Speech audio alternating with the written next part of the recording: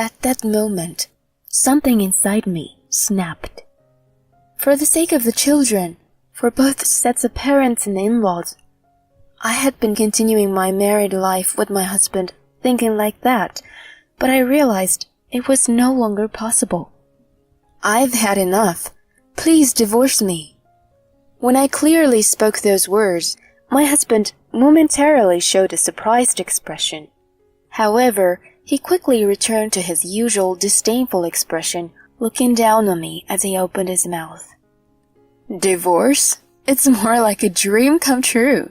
A wife like you has no value at all. Are you serious about saying that? Obviously, right? Oh, by the way, you'll be the one supporting the kids on the edge of a cliff. I won't pay child support. Fine, I understand. I readily agreed to my husband's request and left the house. Divorcing my husband and raising 2 children as a single woman, under normal circumstances, might be unsettling, but I was confident. I believed that leaving the house would lead to greater happiness. I could do anything for the sake of my children. And that arrogant husband of mine, he will eventually fall into hell. I am going to punish him severely for all the times he has done whatever he wanted to do. My name is Kira Peterson, and I'm 34 years old. I work for a major furniture manufacturer and am a part-time housewife, also a mother to a 5-year-old and a 3-year-old. I am a part of a family of 4, including my husband and 2 daughters, currently living in our apartment. I married my husband, Brian, 6 years ago when I was 28. Immediately after marriage, I became pregnant, giving birth to my daughters at the ages of 29 and 31. While raising them was challenging, those days were fulfilling as I could feel the cuteness of my own children. 2 years ago, when our second daughter, Julia, turned 1 year old, I returned to work. Balancing childcare and work, I aimed to do my best. Just as I was thinking that, things took an unexpected turn. Due to my return to work, the time spent at home significantly decreased, leading to a reduction in the time available for household chores. The house became messy, and meals consisted mainly of supermarket ready-made foods. Although my daughters would eat anything and say it was delicious, the problem lay with my husband, Brian. For some reason, Brian strongly opposed to my return to work. Nevertheless, sustaining our 2 daughters solely on his income was close to impossible. Since I earned more, I had to work hard for the sake of my daughters. However, my husband relentlessly blamed me whenever I resumed work. Why do we have such lazy meals every day? I work from morning till night, tired and exhausted when I come home. Why are you talking like that? I work too, and I do household chores, yet you know. Huh? I have to bow and scrape to my boss, work outside in the scorching heat. It's different from your workplace, which is all laid back. This is terrible. I am juggling work and all the household responsibilities. If you're complaining so much, then why don't you make dinner, Brian? Don't mess with me. Why do I have to do that? Housework is women's work. At the beginning of our marriage, my husband used to say many kind words like, "If you have trouble, let me know," and "I'll help with the housework." However, during my pregnancy with our eldest daughter, Millie, when I asked him to do some simple household chores, he made a truly unpleasant face that I still remember.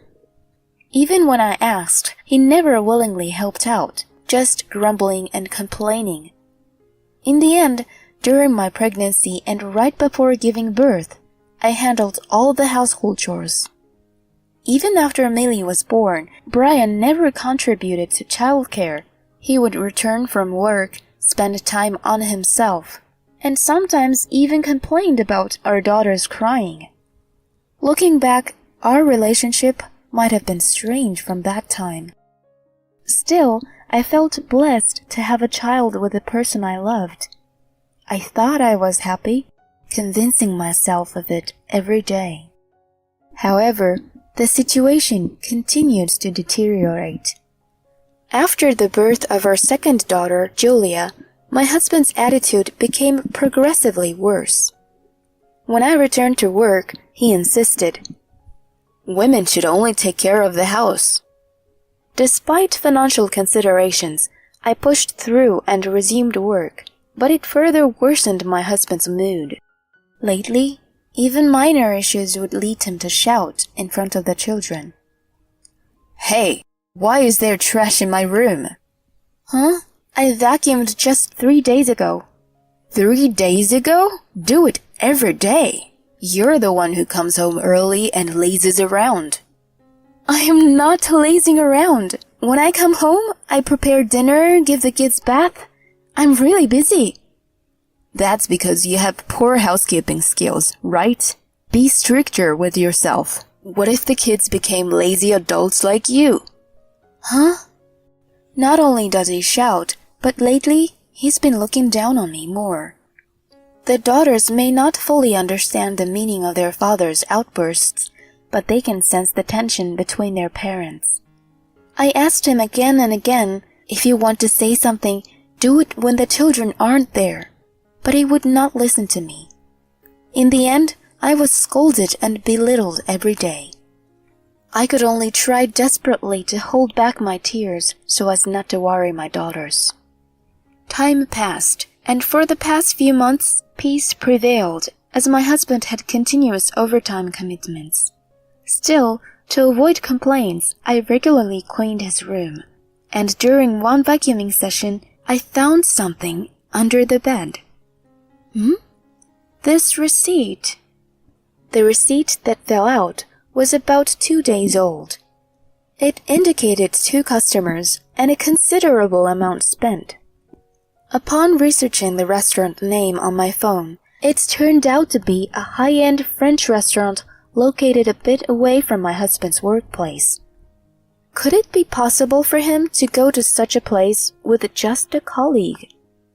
Moreover, 2 days ago, he claimed to be working late and returned home after midnight.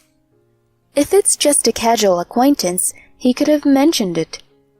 Something is strange. Even though he claims to be working overtime every day and coming home late, could it be that he's cheating on me, hiding it from me? If that's the case, I need to gather evidence carefully. Considering the children, I need to handle this cautiously. The next day, I applied for a half-day off at work and headed to a detective agency in the afternoon. I decided to request a background check on my husband and see how he was doing for the time being. After that, I acted like my casual self to avoid my husband noticing that I was suspicious of him. 2 weeks later, when I went to hear the investigation results, as expected, the outcome was bad. My husband was cheating. The other person is a junior colleague at the same company, and she apparently has a fiancé. My husband, under the pretext of overtime, was in a romantic relationship with a woman who was about to get married. Some of the photographic evidence given to me by the investigator ranged from walking arm in arm to kissing on the street. In fact, there were even clear pictures of them entering sleazy locations. Despite my feelings for my husband cooling off, I was still shocked. I never thought he was really cheating. I suspected it, but when reality hits you like this, it's quite harsh. But for Millie and Julia, I have to do something. With evidence of the affair, I slowly prepared for what was to come without my husband's knowledge. To be prepared for anything, I started packing the minimum necessities. Over the course of about a month, while steadily making preparations for the divorce, my husband, who knew nothing, continued unruly behavior. "You're a failure. You're a stupid wife. Our marriage was a mistake," etc. Insults and abuses towards me had become a daily occurrence, tormenting my heart every day. Still, I endured it because I had confidence that I could divorce at any time. But on this day, my husband finally did something unforgivable. While the daughters were playing happily, he slammed the table, raising his voice, and shouted, "Hey, you've been noisy for a while now. Don't irritate me on my precious day off." Upon hearing those words from my husband, my younger daughter, Julia, began to cry. Although Millie is not crying, her eyes were filled with many tears. I hugged the two daughters to shield them from seeing their father, and after that, I'm sure my husband glared at me. Oh my God, they were both just playing around. I'm saying it's noisy. Jizz, at least take them outside on the day off. Why do you think only according to your own standards? If you're going to say that, then help with housework on your days off. Why should I? You're a lazy woman who can't handle housework and childcare. Lazy? How can you say such things so casually? Our current life is sustained by the cooperation of both husband and wife. Huh? Don't get carried away. You can live because I'm here. Know your place. My husband is still unaware that I earn more. That's why he can look down on me so confidently, even in front of our children. Everything has become so indifferent, and I've lost the will to argue. Seeing me like this, my husband, perhaps thinking I'm intimidated, starts speaking ill of me. Finally, he says to me, "Marriage with you is a dark history for me. Be grateful that I even married a worthless woman like you, you trash." At the moment, something inside me snapped. For the sake of my children, our parents and in-laws, I had thought that enduring married life with them was the right thing to do. But now I realized it was impossible to continue. If I stayed with this person any longer, I would lose myself. My deterioration would inevitably affect my daughters. I had to end this relationship for good. I've reached my limit. Please, let's get a divorce. When I clearly stated this, Brian looked surprised for a moment. However, he quickly returned to his usual disdainful expression, looking down on me as he opened his mouth. Divorce? It's more like a dream come true. A wife like you is worthless. Is that really what you think? Of course. Oh, by the way, make sure you support the two brats on your own, okay? I won't pay any child support. How can you speak about your own daughters like that? They're just noisy brats, stating the facts. I've never had any affection for them. I see. Understood. Realizing that staying with them any longer wouldn't bring happiness, especially for my daughters, I decided to take action. I grabbed the luggage I had prepared in advance and left the house with my daughters. I handed him the pre-signed divorce papers, and without hesitation, he smoothly filled them out. Divorcing my husband and raising my children alone under normal circumstances would be a cause of concern. However, I was convinced if I left home, I could be happier than I am now. I believed that, for the sake of my children, I could strive for anything. And that arrogant husband of mine would inevitably fall into hell. Just wait and see. I'm going to punish him severely for all the times he's done whatever he wanted to do. Vowing to take more revenge on my husband, I left home with my daughters in tow. On the way, I submitted the divorce papers at the city hall, cutting ties with my husband, and headed to my parents' house.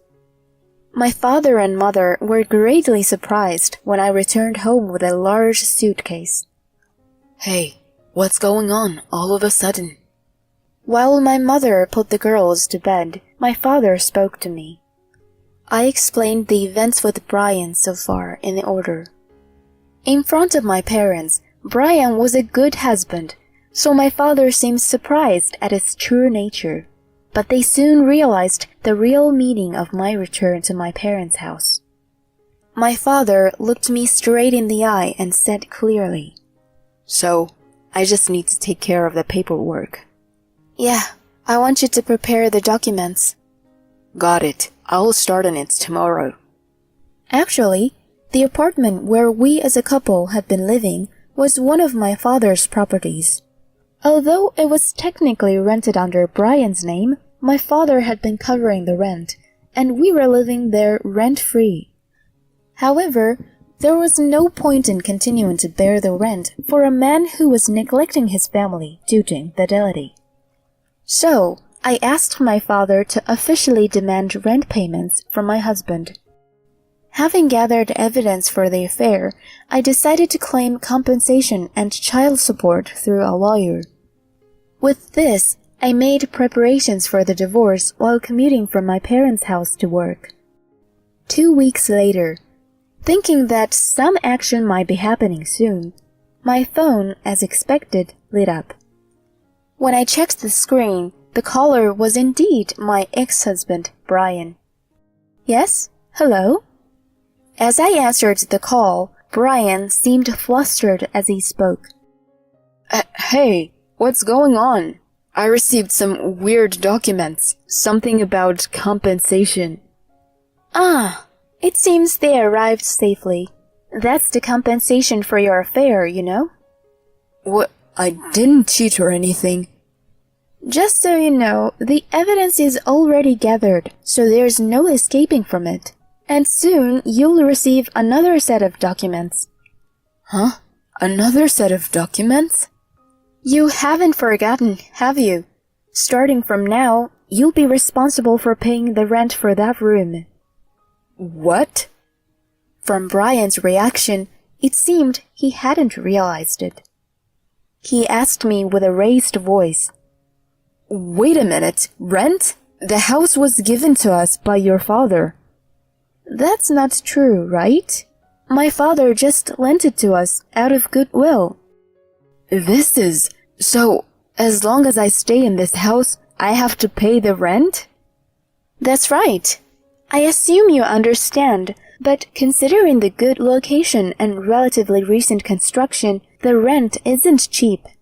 Can you afford it with your salary?" "Is it really that high?"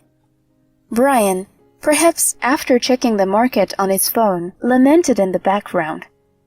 "There's no way I can afford this." It seemed that he had finally realized his situation, and in a desperate tone, he began pleading. "I'm breaking up with my mistress, so come back to me. Let's start over again." Desperately seeking help, he pleaded, but I firmly rejected him.